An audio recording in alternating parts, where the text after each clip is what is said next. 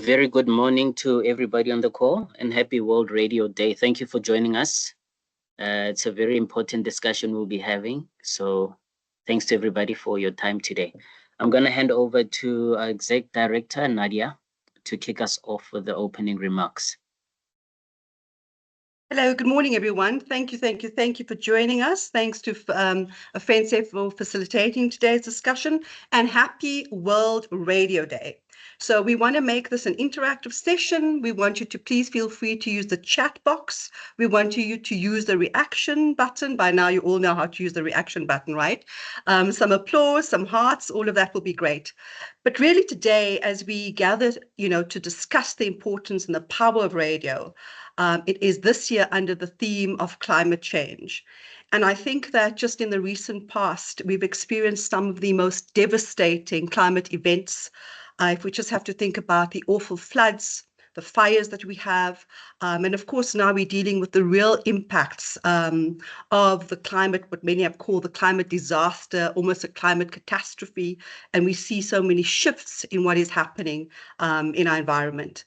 So we are delighted this morning to have member broadcasters on the call from the public broadcaster, commercial broadcaster, as well as community.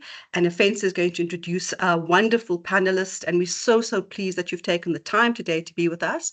But for us to just remember the power of radio, and for all of you who work in this incredible medium, I think we need to say thank you. This is a medium that is able to connect us from across vast areas. It's a medium that continues to foster our freedom of expression, our freedom of information, our freedom to educate, to inform, to entertain. And I think in South Africa, we should be so grateful for the fact that we have a constitutional democracy that guarantees those freedoms.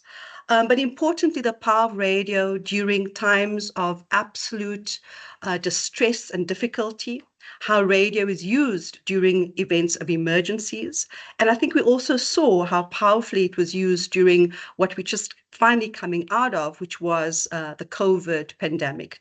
But this morning, we are going to discuss really the impact and power of radio, looking at climate change. Just thank you very much for being here. To please remember that the NAB runs a series of webinars, and Offense always schedules and puts those together for you to please participate in those, to make sure that you're also following us on our socials. We're trying to grow our kind of membership, and we're trying to grow engagement. So we really look forward to that. I'm going to hand over to Offense, and once again, just a huge thank you to David, to Taliesha, and to Minenhle for being here this morning. Again, I remind you, please use the chat box. Please make sure that you are engaging. And it would be lovely if all of you just dropped a single word in terms of what radio means for you. Thank you very much. I'll hand over to Offense right now. We'll chat later. Thank you very much, Nadia. And good morning once again to everybody who's joined us this morning. And Nadia said we mark this year's World Radio Day under the theme, the UNESCO theme, Radio and Climate Change. And, climate change is no longer a distant threat. It's something that's here with us, affecting our communities in real and urgent ways.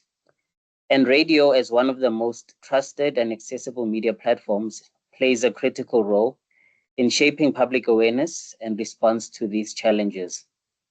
Now, to speak more on this topic, I'm very much excited to introduce our speakers today. We have David Muller. He's the Vice Chairperson of Radio at CCFM 107.5. We have Taliesha Naidoo. She's from SABC News and Lotus FM, the radio presenter and producer there.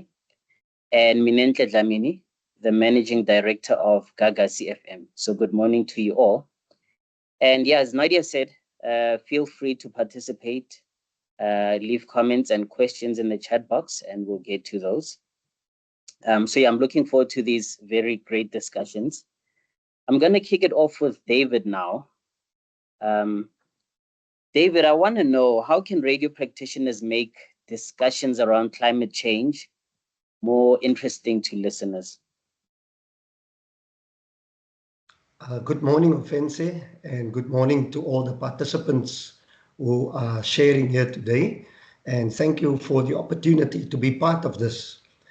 Indeed, this is a challenging area where we are at when we talk about making things more interesting. It is always a challenge to present content that will be enticing and fall on the ears of people, which will really draw them to the content that we are looking to bring to them.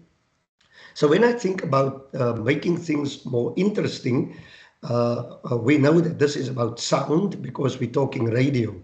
And it means that what we need to bring to the table is more variety. So when we deal with this topic, particularly dealing with climate change, I think the more sectors of society we are able to touch and to be and have a more inclusive content that we can present, it would be possible for us to probably be a bit more interesting to people. Reason being because there can be some people in some sectors of society who are being excluded based on them not being drawn into the conversation. One of the things I think one should think of is this populist group of the unemployed. They sometimes seem like a group of people who are not being considered in this conversation. And I think they are also adversely affected by climate change. And we need to draw them into the conversation. So what I am thinking and suggesting when one is talking about drawing, making it more interesting, it's about getting the interest groups that are needed to actually participate in this conversation. So when there is that approach that brings it to more sectors of society, it is my opinion that there will be a deeper interest in the content that will be presented. Oftentimes, when we talk about climate change, there's a whole lot of jargon that many people are not familiar with. And I think breaking down the climate change jargon and bringing it down into more simplistic terms and communication ways, it can actually get more people to be interested in this.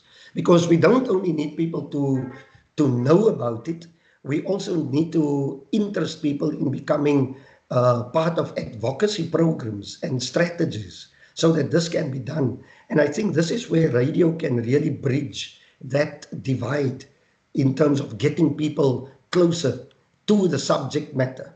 Because some people may feel it's far from them, it's not touching us, but as has been mentioned already, we are not anticipating climate change any longer. We are living in conditions of climate change, existing climate change conditions that are in our communities and affecting our world. So this, I believe, is what radio can do. And I think if we also find more artists who are doing music and other genres relating to climate change, it can also be an appeal to a different kind of audience that can draw interest to our particular topic. So in addition to our interviews that are being done and the content that is being shared through sound bites that are being delivered, I think this could be an approach in order to make things a bit more interesting for people if we become more inclusive in terms of the sectors of society we are reaching, and not only targeting those big, huge companies and people that we feel are responsible for this, that can bring a wider range to the audience. Thank you, David. And I believe inclusion is so important. I like that you mentioned focusing on certain groups and getting the message across to them, because you find that they're the most affected by these issues. So just in terms of your audience as CCFM, what are the most pressing climate-related issues that affect the communities you serve? The audience that we have is closely related to close to the sea area.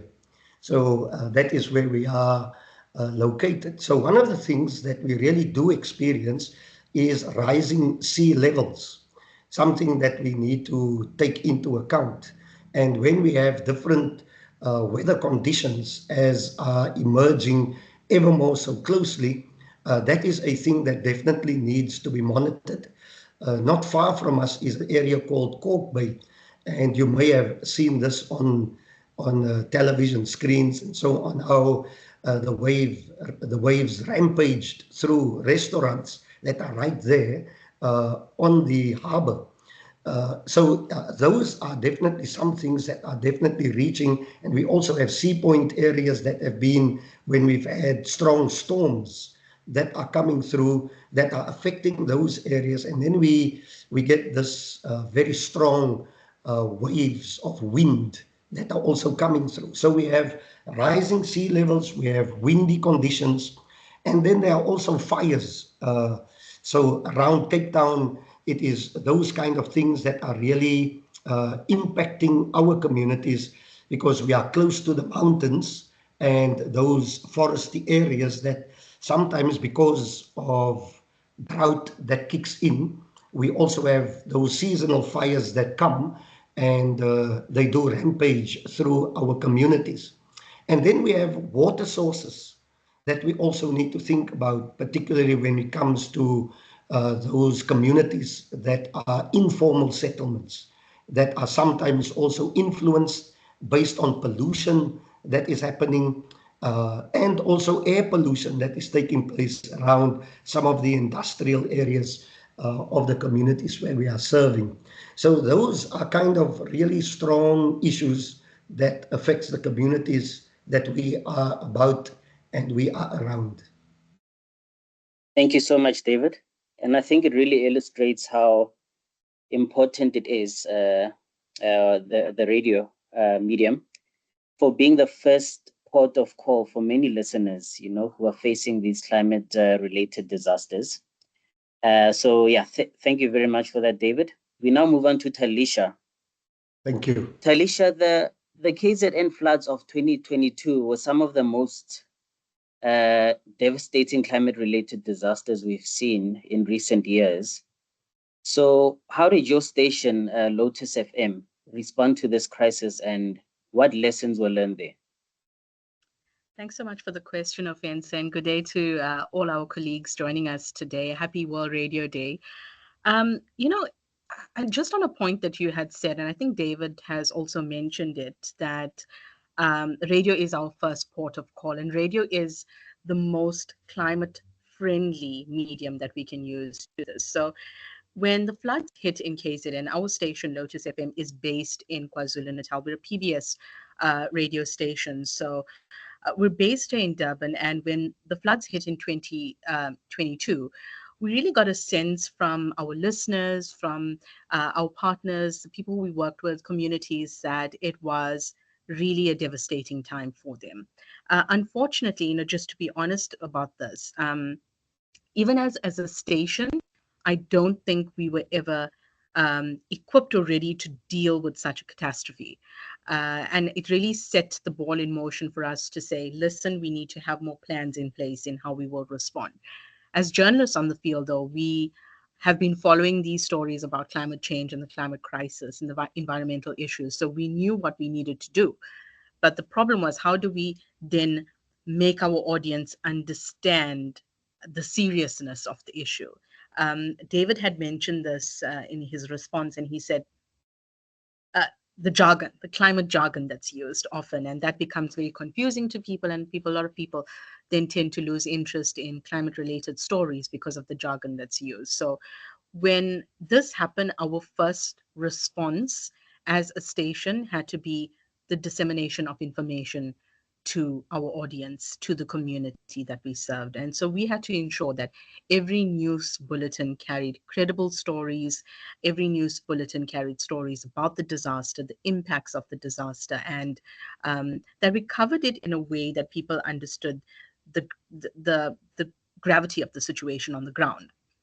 And I think the only way to cover stories, especially that's climate related or environmental issues, is to tell it from a human interest point of view, is to tell it from a point of view that our audience will understand. So we had to ensure that not only us as news readers and bulletin readers, were telling these stories, but we had to ensure that our OAPs, our on-air presenters, were in a way in their coverage of, in their programs, were talking about this in a more friendly manner, if one could use the term, to talk about what was happening, responses where people could find aid and hampers, the drives that were being held for getting people assistance, especially those who were displaced. So I think that was one of our key points of call, was the dissemination of information and to make sure that there was no misinformation in doing so.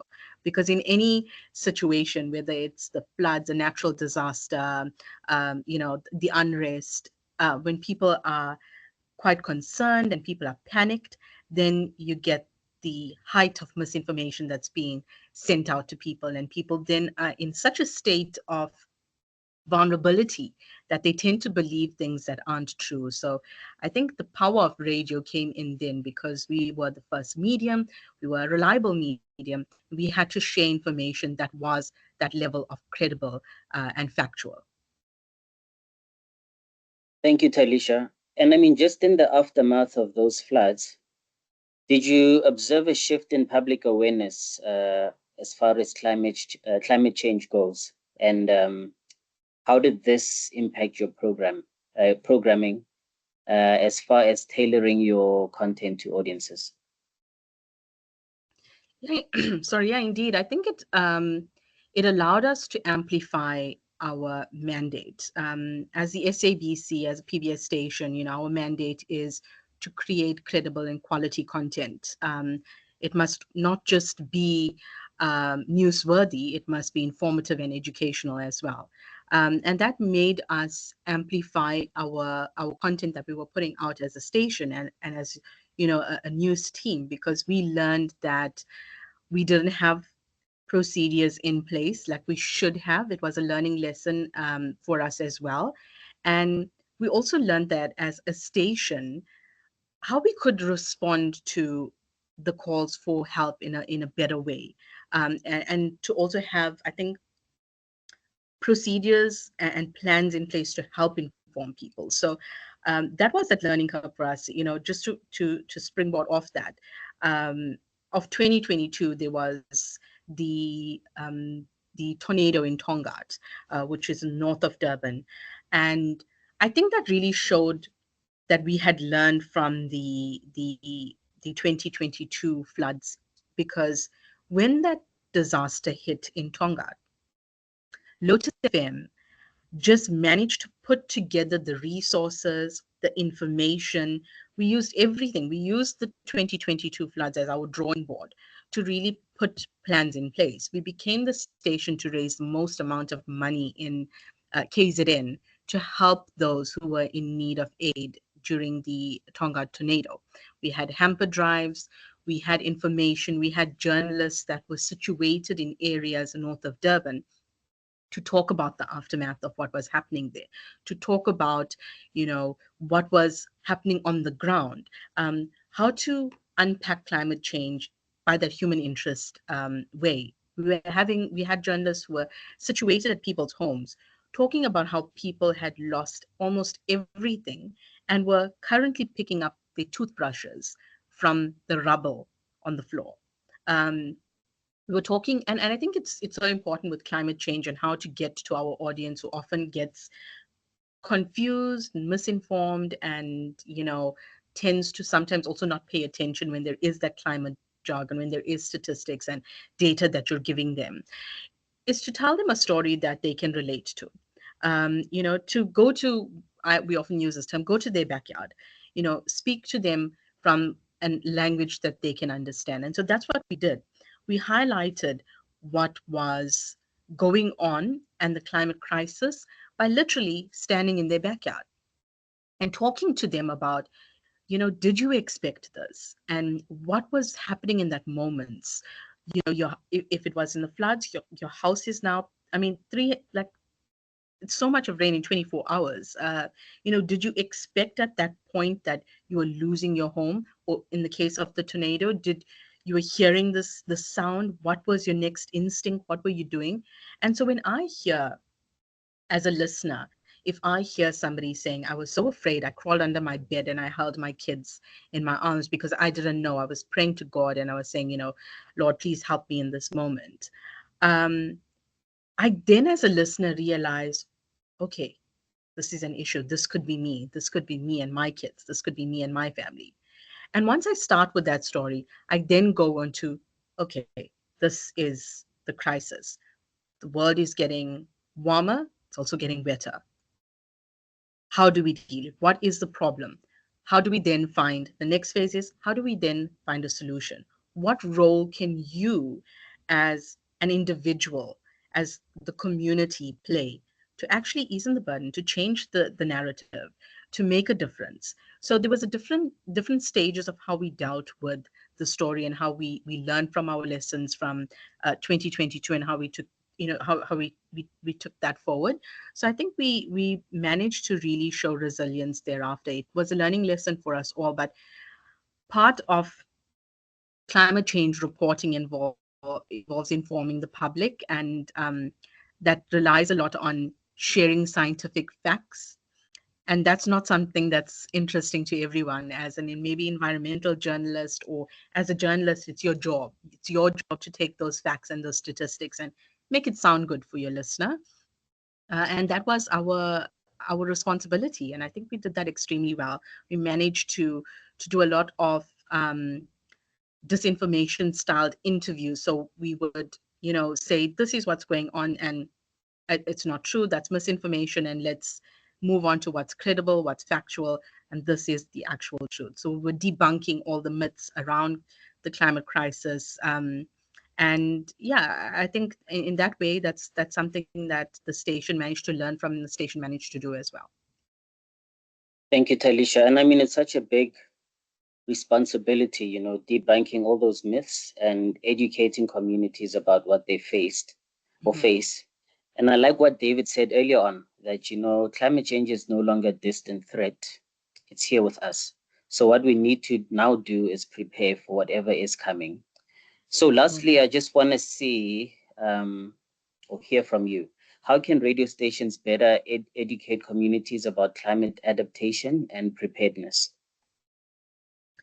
Yeah, this is an interesting one, Offense, because I feel like somehow radio stations, sometimes we lose our link with our audience. We lose our connection with our audience. We sometimes get so lost in our drive for commercials, advertising, the business aspect of it, and we sometimes forget that there is a greater service that we owe to our audience. And I think a way that we can do that going forward is just to have more of these disinformation campaigns.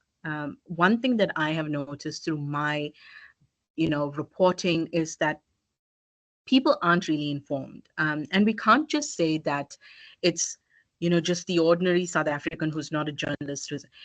I've worked in environments that I have worked with possibly journalists or media colleagues who were also misinformed about climate change and environmental issues. So I think the campaigns for just the level of misinformation that's hindering our efforts to address the crisis, to address all of the issues that's going on. I mean, reducing public and the political support for climate change and policies that relies solely on these disinformation campaigns that we need to run more. We can't just be talking about climate change when there is a natural disaster, or when there is, a climate-related issue, or when it's COP 27, or when there's a climate conference that's happening. We need to talk about climate issues all the time. One thing that we've done, which I've missed, I think, to even mention in the previous question, is that we have a segment that we've started that we do on a weekly basis, and it's called the Green Scene. And the Green Scene is interviews that we do with either experts or interviews that we do with regular people, just to talk about climate and environmental issues.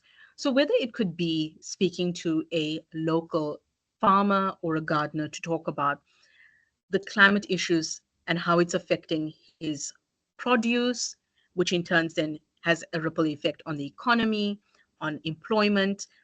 We then tend to show the different facets of the climate crisis, how it just does not only result and only sticks within this little box of it being an environmental issue.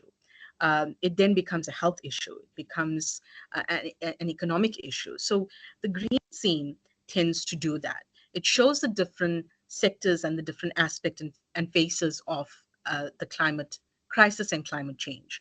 And I think that is something that would be great for other stations, for our station, in fact, to even take up, maybe from it just being a weekly thing to it could be a daily thing. We could talk to local farmers, we could talk to people in their households, talking about how maybe, somebody who lives on the beach who's noticed that they've been, the sea levels have been rising, like how David had said, the environmental issues when it comes to air pollution, somebody who lives around there. So we can talk about those related things. I think also we as media stations need to, and radio stations need to also try to lead by example, reduce our carbon footprint as well, which we do brilliantly at the SABC, because we are able and capable, I guess, to have journalists and correspondents across the world. So instead of putting a journalist on a flight and sending them to cover a story, we can get to our correspondent who's there. And I mean, it's a small step, but it's a step nonetheless. So I think changing our style of reporting on climate issues, making it more relatable to our audience, because people tend to be more interested in economic issues because it affects my pocket, it affects my life. And try to show them that climate change also affects your life. So just showing them that climate change has a great impact, and I think could be the greatest impact on vulnerable populations. And I think that will increase people's awareness about the issue and the crisis. And that could be a step that radio stations could be taking. And I know that our station is doing that. So that could be a lesson for others as well. Thanks so much, Taliesha. And I'm really inspired by the green scene. I think, as time goes on, we're going to need more climate-focused programming. Because like you say, climate change is intertwined with other issues. Could be health, the economy, business, and other areas. So I think, we're going to need a real deep think about how we factor in climate change into our everyday discussion. So thank you so much for that, Taliesha. Thank you so much. I'm now going to move on to Minenhle Dlamini, from the Managing Director of Gagasi FM. And still on the 2022 KZN floods, Minenhle, what was Gagasi FM's response to this disaster?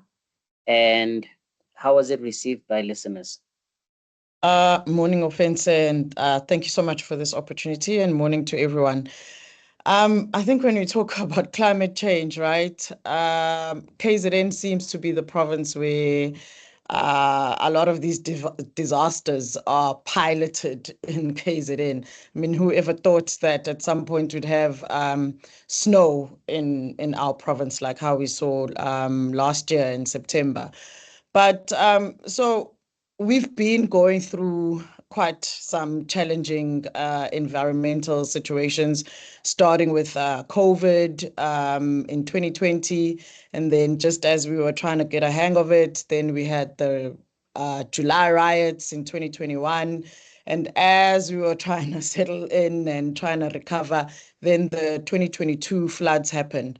But for us, the events that took place prior to the floods, I think really helped us to prepare for the floods.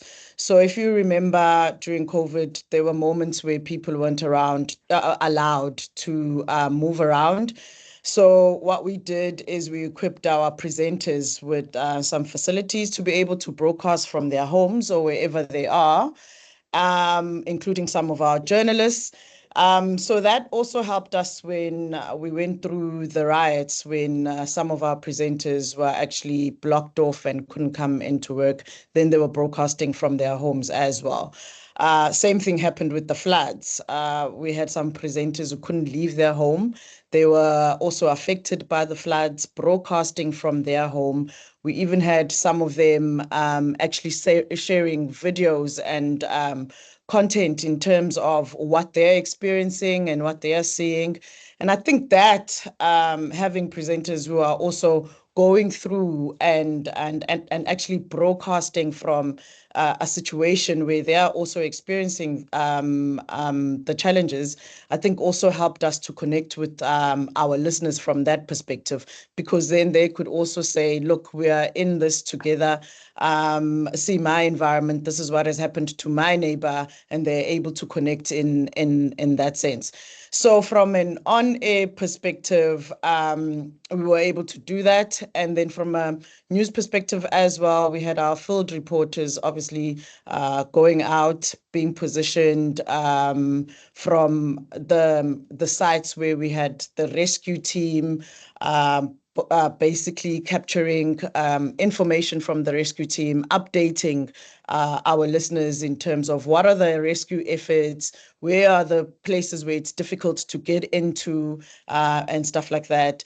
And it was also very important for us to also connect with the disaster management teams from the government side, updating us also on their side in terms of the places that they put in place for people who are displaced, like the halls. Some were even using courts to house some people.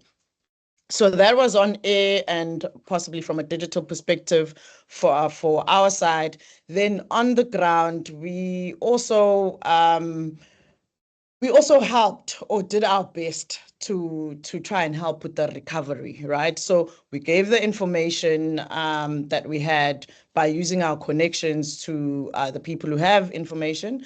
And then we also saw it fit that, we need to help because this is our audience. These are people who tune into us every day. So we're already a community with them. We were giving out supplies to the disaster rescue team. So we'd find out from them what exactly they need, and we'd give those supplies to them. And that's the other lesson that we learned, is that when people are going through a crisis, it's great to first find out what they need and not assume and suddenly collect supplies and come through with supplies that they probably don't need. So it was also very important for us during that time as well to connect with the councillors in the different affected areas, where we got to understand how many people were displaced and staying in their halls, and what is it that they needed from a supplies perspective. Sometimes we think people just need blankets, and food, but we were finding out that some people had babies and needed nappies, formula, and stuff like that. So we reached out to our community from an on-the-ground perspective, but we also made sure that when we were reaching out, we partnered with the leaders in different communities, just so that we understood what the communities really needed. And then once the rains had subsided and it seemed like things were calming down, obviously they weren't calm because there was a lot of damage within the province.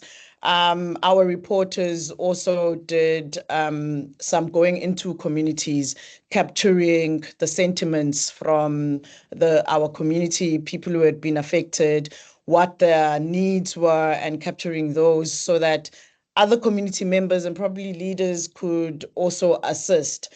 When local government started doing their walkabouts as well, our reporters joined them. There were moments where there was some tension between government and the community members, which we captured. And we broadcasted that because ours was to show the realness of what is happening out there, the real on the ground.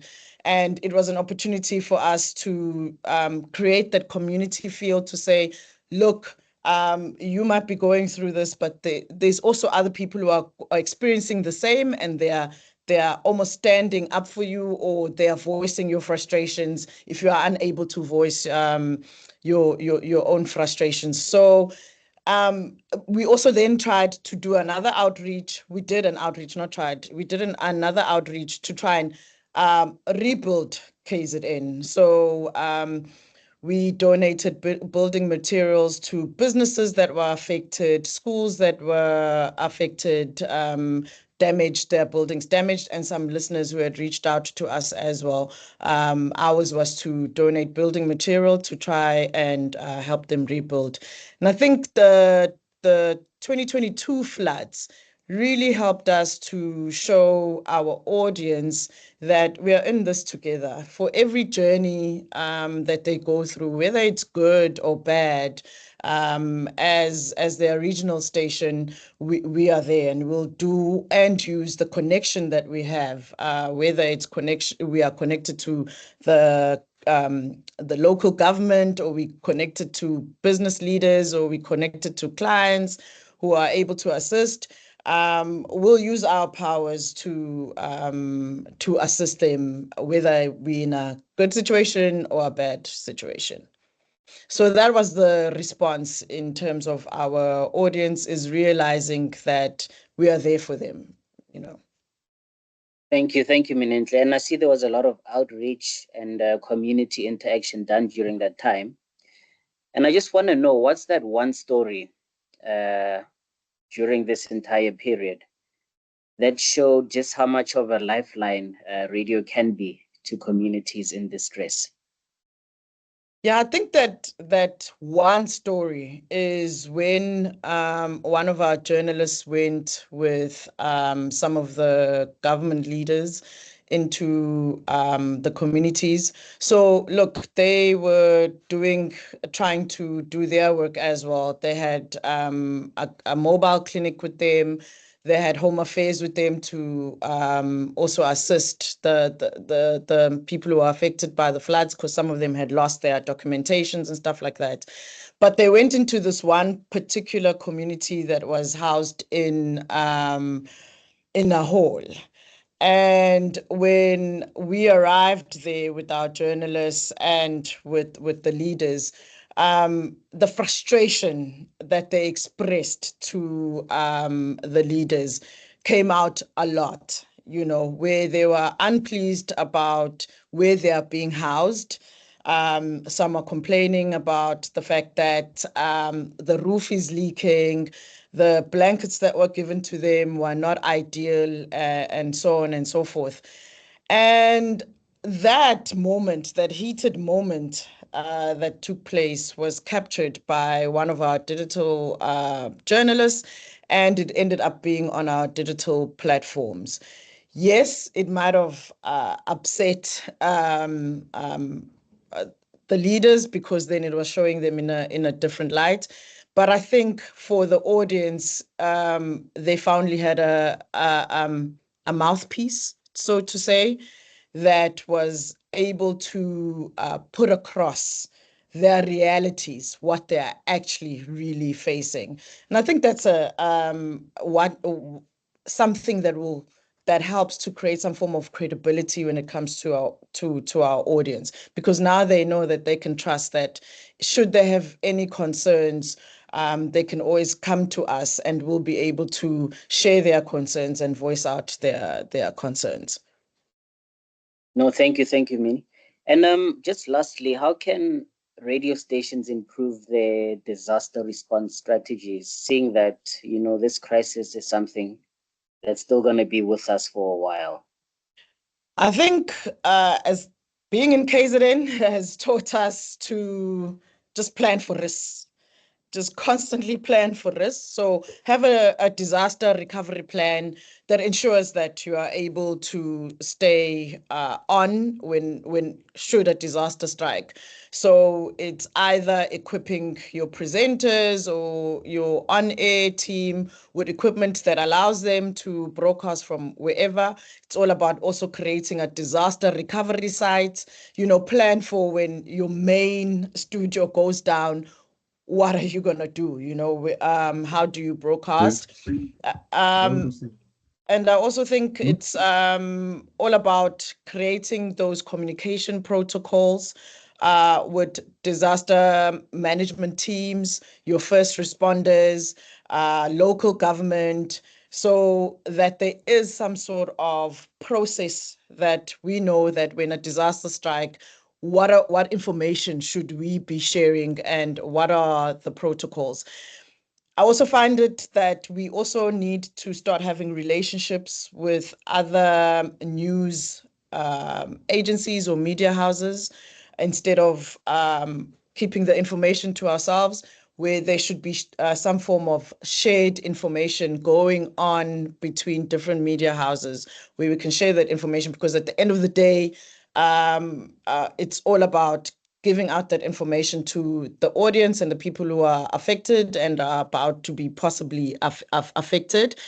Setting up a portal of some sort where your community can do some sort of update as well, giving each other updates or giving the radio stations some updates in terms of what they're seeing in their communities or what they are experiencing in their communities. And also at that time, maybe we also need to think of probably broadcasting in more than the language that we usually broadcast in. I'll tell you why. When there's a disaster, or what we saw during COVID as well, is people want information. They are continuously looking for information. So what they're doing is they're probably moving from one station to the next, or they're probably moving from one medium to the next, looking for information. And if we are able to share that information in more than one language, especially like in a place like KwaZulu-Natal, where there's more than one language being spoken, then you are able to also connect with people who speak a different language as well, and they're able to get that information. But we just need to be constantly thinking about the possible risks that are out there. And part of our business plans is planning for those risks. Thank you so much for those insights, Minenhle. Now we're going to open it up for any questions and comments. So who's going to be the first to comment or leave a question for us?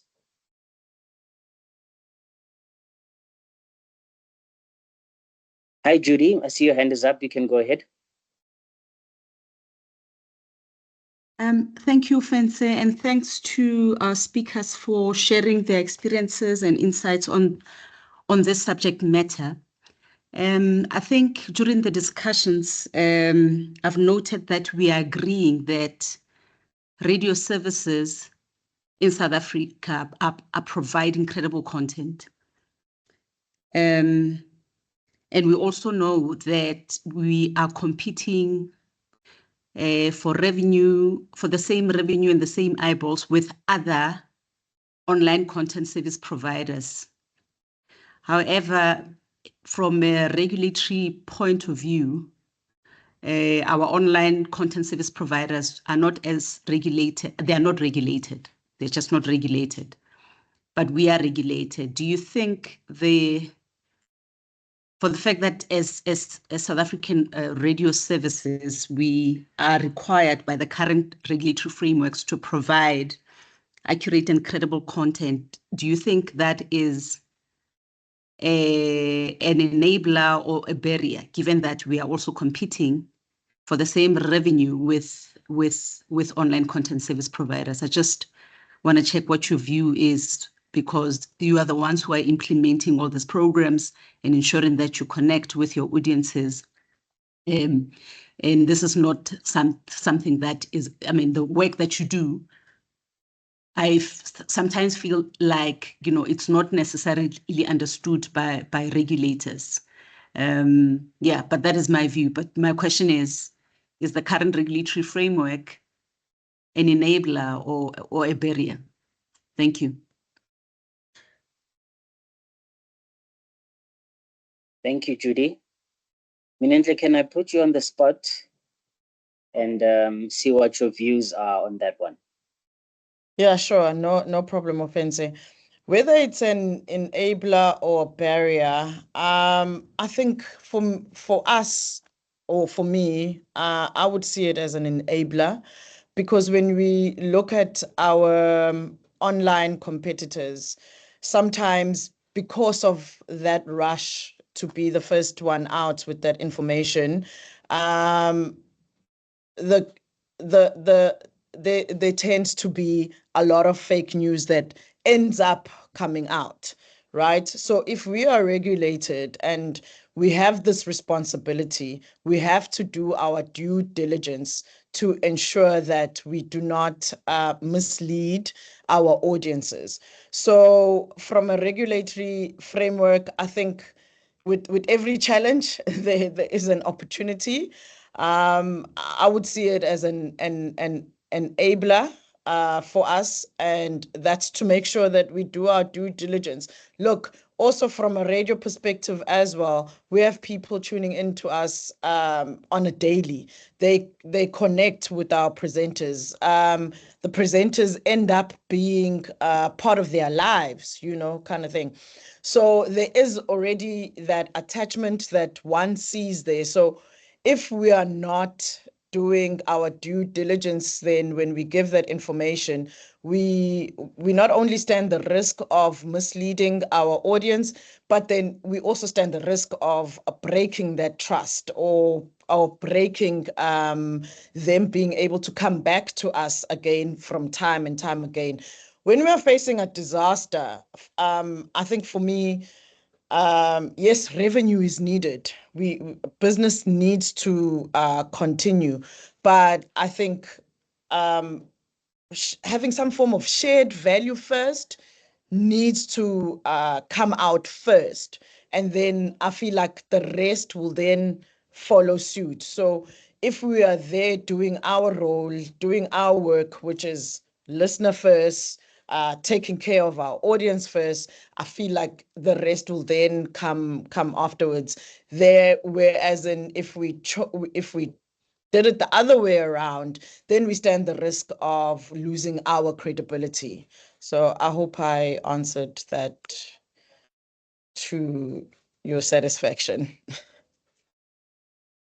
Thank you, Minenhle. Yeah, it looks like Judy's happy. I see her reacting with a heart. Thanks. Yeah, any other questions on this topic?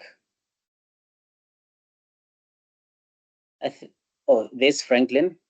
You can go ahead, Franklin.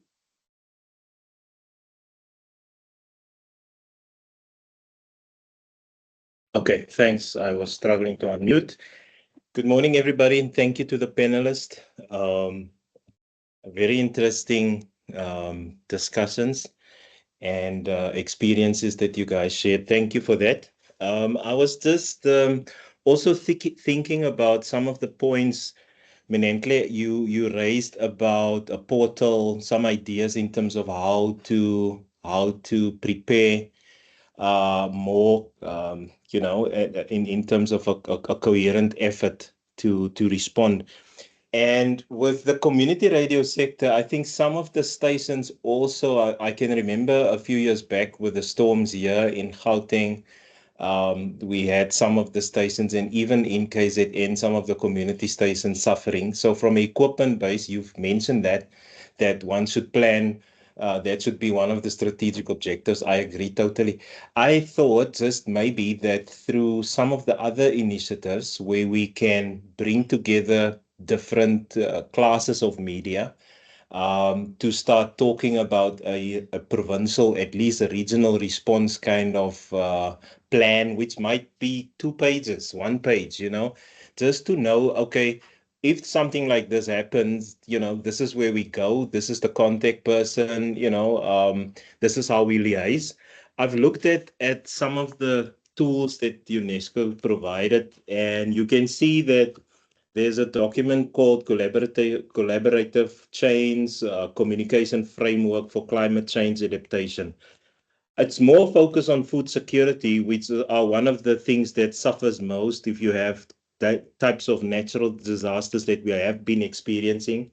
But what they are providing is a kind of a framework where they are saying when you start looking at creating a strategy to address some of these threats, you look at educational communication, which might be proactive. in your planning, content planning at your station level, your policy communication that might inform, the local policies that you might just disseminate information to your audience on in terms of understanding, participatory communication where you can help stakeholders to come together, to be more innovative and to try to negotiate the roles, organizational communication to improve the coordination amongst the different groups and agencies, and then that provide support, and then advocacy communication. So I thought maybe these can help us just to start looking at what you mentioned earlier, Minenhle,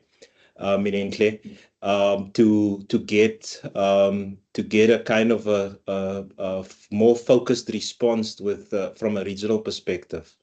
So I think there are some guidelines that we can look at, best practice that we can tap into. I also know that from an emergency response kind of material available for community broadcasters, there's also some resources in terms of that, so that you can plan, for instance, your transmission high sites, your access for your volunteers and staff, and protection for high risk vulnerable communities.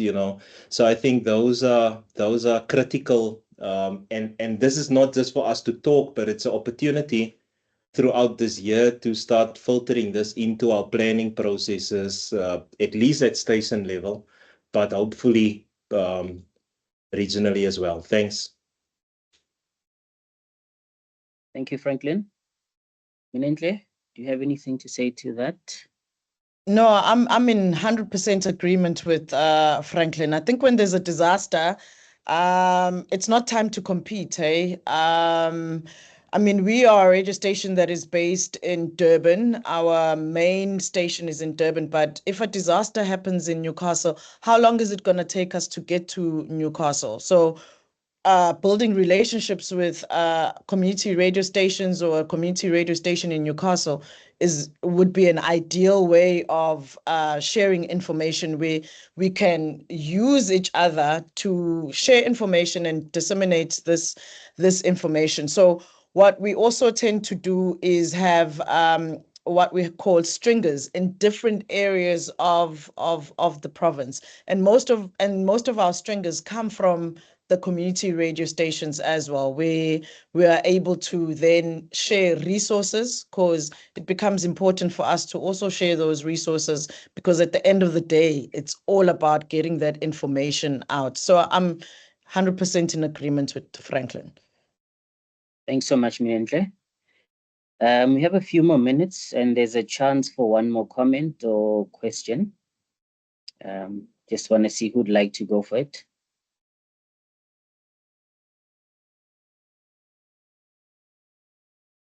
I think also it's important what you mentioned, Minenhle, on collaboration and partnering in times of crisis. So I think also from anybody on the call, I'd just like to see if there's any ideas on how stations could collaborate in climate disasters.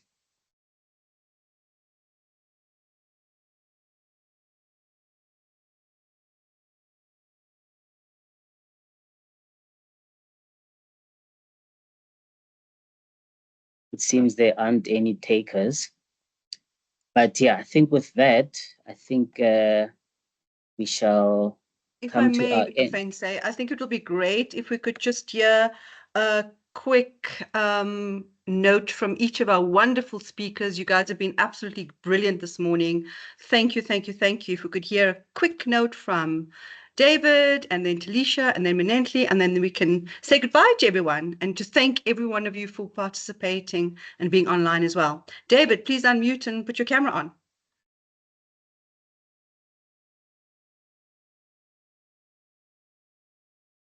Right. Yes, it's been a wonderful discussion, I think. I particularly like the idea that was raised where there can be collaboration, more kind of interaction, and a pity we didn't take up the question that you were asking, Fense, of how we can talk about collaborating in times of climate disaster when it comes. But it's definitely something that we should embrace and be looking forward to, and forge those partnerships across the networks. And thank you for today. It's been amazing. Thank you, David. Much appreciated. Taliesha? Thank you so much, colleagues. So yeah, my just last sentiments is radio is really changing the way we view climate change, the climate conversation. Radio is such a powerful tool, but we also can't forget the fact that in this level of migration with radio, there is this level of video that we could use in our radio storytelling that makes these stories so much more impactful. So just, keep using the level of credibility that radio has to share more stories about climate change, to talk more about the climate crisis, and also to ensure that we're always protecting our listener and our audience against any type of poor service, misinformation.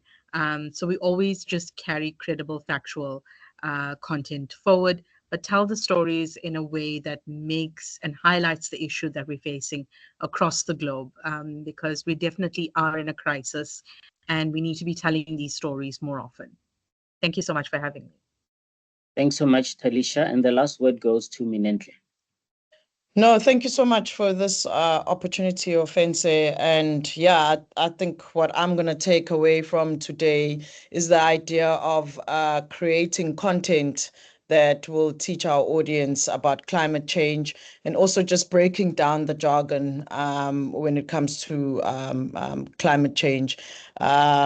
Because as much as we've been through the most in KZN, one also still feels like we are when I say we, I'm not only just talking about the station, but in general feel in terms of even our leaders, we are still a little bit too chilled, if one could put it that way, about it. And information as well doesn't come out as easily. We look at last year in September with the snow, with the snow happening just in the Midlands area of KZN. There were talks that people could have been warned, roads could have been blocked much earlier.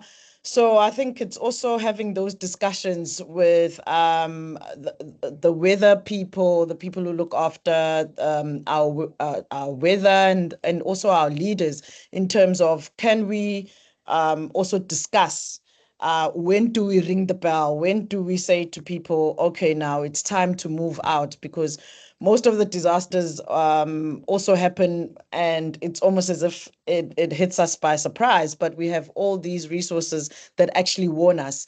So having those protocols that will allow us as well to use radio to warn our audience as well, to say, look, don't drive down to KZN, stay at home because the snow is going to block you up, and all those things.